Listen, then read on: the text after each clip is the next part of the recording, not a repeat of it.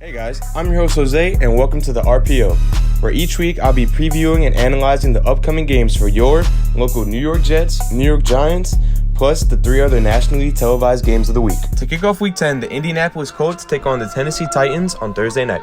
As I predicted, the Colts lost last week to the Baltimore Ravens with a final score of 24-10. The Colts went into the half leading 10-7 though, but then the Ravens defense stepped up and then shut them out for the rest of the game, and the final score was 24-10. On offense, quarterback Philip Rivers had an underwhelming performance as he threw for 227 yards with no touchdowns and an interception. Rookie wide receiver Michael Pittman Jr. was the team's leading receiver as he had 4 receptions for 56 yards. On the ground, the Colts weren't really able to muster anything up in the rushing department, as Jordan Wilkins was their leading rusher and he only had 11 carries for 39 yards. On defense, they were led by All-Pro linebacker Darius Leonard as he had 15 total tackles, including 1 tackle for loss. Even though they lost, the Colts' defensive efforts were able to jump them up to the number 1 spot on defense, as they are now the best defense in the league. The Titans entered this game off of a 24-17 victory over the Bears, putting them at an AFC South best 6-2 on the season. The Titans have a very good season up to this point, as they've been led by none other than their superstar running back Derrick Henry. Henry has a league-best 946 rushing yards and 8 touchdowns on the season, which is propelling the Titans to have the 6th best rushing offense in the league. At QB, Ryan Tannehill has been putting up solid numbers as he has 2,000 passing yards and 20 touchdown passes to only 3 interceptions. Second-year wide receiver A.J. Brown is building upon a solid rookie season as he's the Titans' leading receiver with 478 receiving yards and 6 receiving touchdowns. On defense, the Titans have been a middle-of-the-pack unit as they have missed the play of star corner Dory Jackson as he's been on injured reserve for a majority of the season.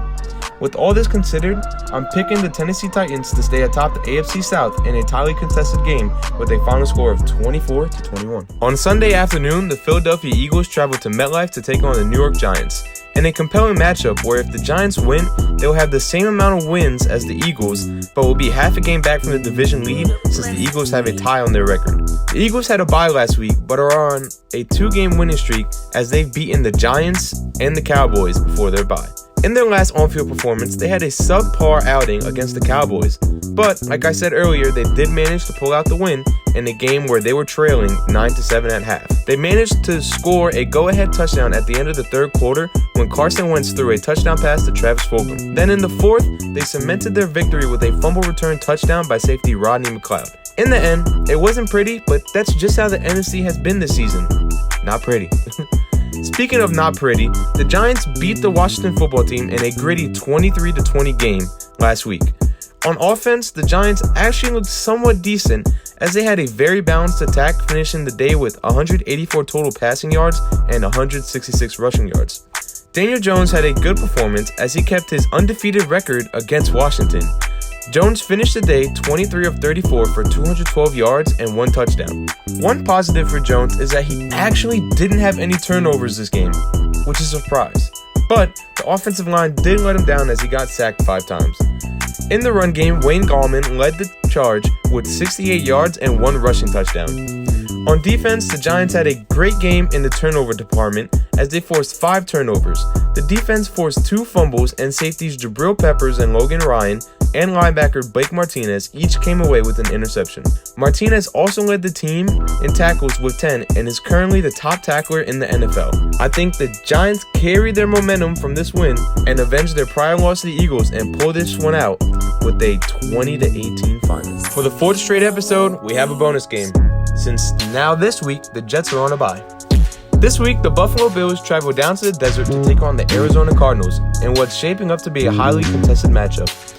The Bills sit atop the AFC East with a 7-2 record. Last week, they put on an offensive clinic against the Seahawks' league-worst defense as they put up 44 points and pulled off the 10-point victory. Josh Allen put on a show, throwing for 415 yards and 3 touchdowns. And after that impressive performance, Allen is now 3rd in the league in passing yards.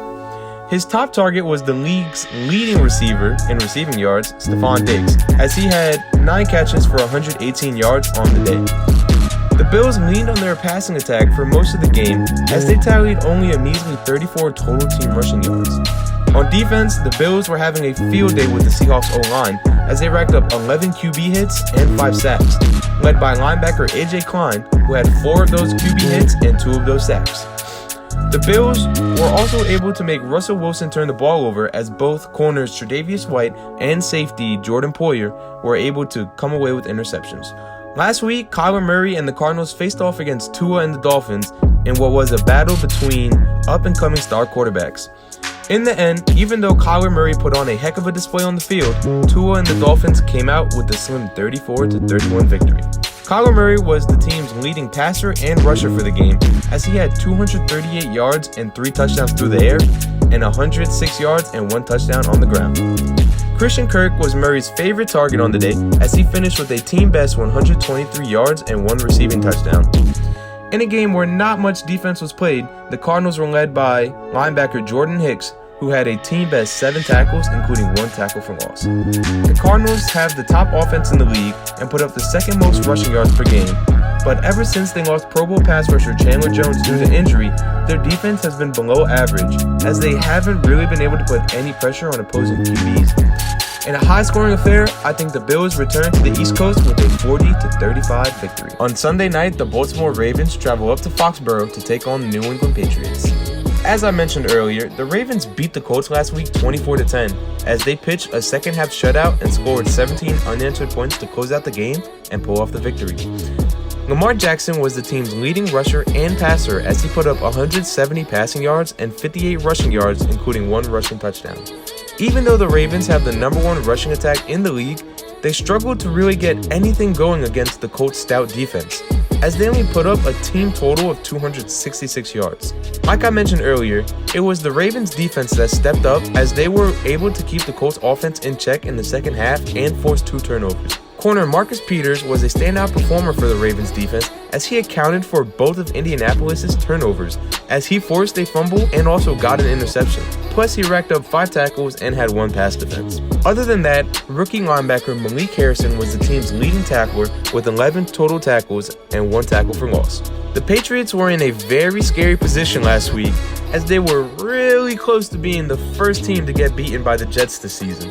Nonetheless, a 51-yard field goal by Nick Folk as time expired pushed the Pats past the Jets 30-27. Cam Newton had a decent game as he went 27 of 35 for 274 yards, and even though he didn't throw for a touchdown, he did have 2 rushing touchdowns on the night. Jacoby Myers was the team's leading receiver as he racked up 12 receptions for 169 yards, and in the ground game, Damian Harris was the Pats' leading rusher as he had 14 carries for 71 yards. On the defensive side, safety Adrian Phillips was the team's leading tackler with 8, and defensive end Dietrich Weiss had 6 tackles and the team's only sack.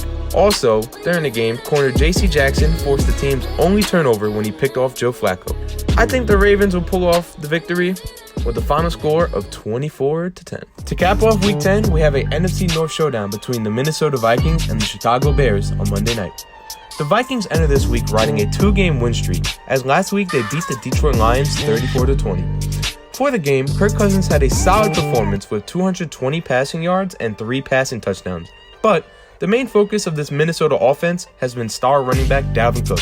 Cook spearheads the Vikings' rushing attack, which is ranked 3rd in the league, and against the Lions, Cook rushed for 206 yards and had 2 rushing touchdowns. Cook is proven to be one of, if not the league's best running back this season, as he's 1st in rushing touchdowns with 12, 2nd in rushing yards with 858, 3rd in average yards per carry with 6, and 5th in rushing attempts this season with 144.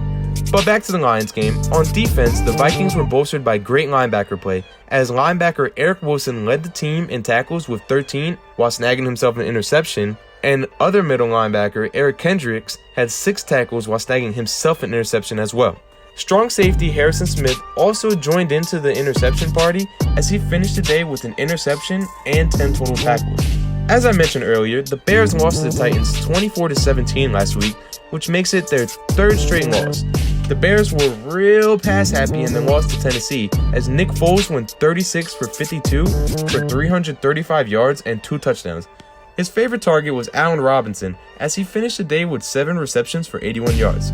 Yeah, even though the Bears had a good passing attack against the Titans, they weren't able to get anything done in the rushing department, as they finished the day with a team total 56 rushing yards.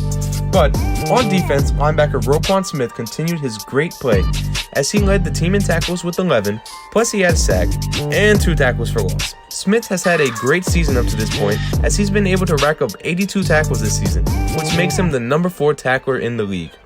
With all things considered, I think the Vikings continue feeding Dalvin Cook the ball and take this one with a 28-20 final. And those are my picks for the week.